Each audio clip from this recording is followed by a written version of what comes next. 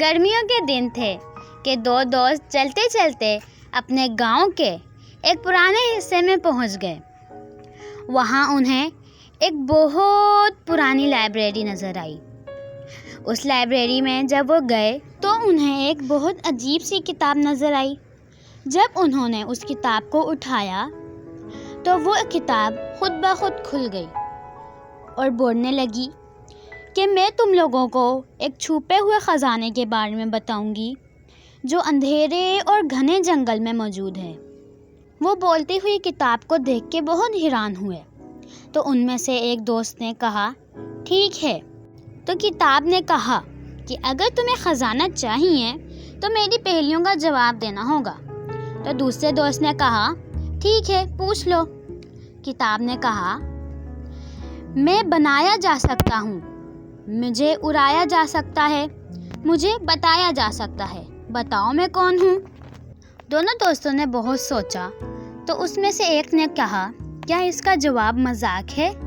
کتاب نے کہا کہ آپ کا جواب بالکل درست ہے۔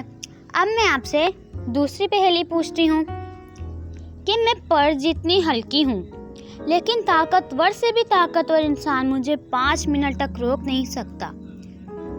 بتاؤ بتاؤ میں کون ہوں؟ تو دونوں دوست ایک دوسرے کو دیکھنے لگے کہ تبھی دوسرے دوست نے اچانک جواب دیا، سانس۔ تو کتاب نے کہا، جی بالکل درست جواب بتایا۔ کتاب نے کہا، اب میں تم لوگوں سے تیسرا سوال پوچھتی ہوں۔ اگر تم لوگوں نے اس کا جواب بھی درست بتایا تو تمہیں وہ خزانہ مل جائے گا۔ کتاب نے پوچھا، میں ای سے شروع ہوتا ہوں، میں ای پہ ختم ہوتا ہوں، لیکن میرے اندر ایک ہی لیٹر آتا ہے، بتاؤ میں کون ہوں؟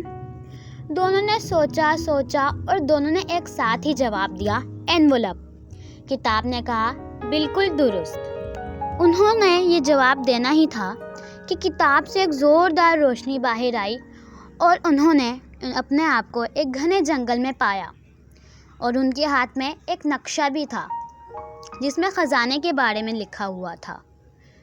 انہوں نے اس نقشے کو فالو کیا اور چلتے چلتے انہیں ایک بہت بڑا درخت نظر آیا۔ اس درخت میں ایک دروازہ بنا ہوا تھا۔ وہ اس درخت کے اندر چلے گئے لیکن ان کو کچھ خزانہ نظر نہ آیا، لیکن ان کو ایک کونے میں چمکتی ہوئی چیز نظر آئی۔ جب انہوں نے جا کے دیکھا تو وہ ایک کتاب تھی جو کہانیوں کا ایک خزانہ تھا۔ تو وہ سمجھ گئے کہ یہ ہی خزانہ ہے۔ کتاب نے انہیں سکھایا کہ اصلی خزانہ تو علم ہوتا ہے جو کبھی بھی ختم نہیں ہوتا۔ ہمارے چینل کو لائک، سبسکرائب اور شیئر کریں اور اپنے ویوز کمنٹ کریں۔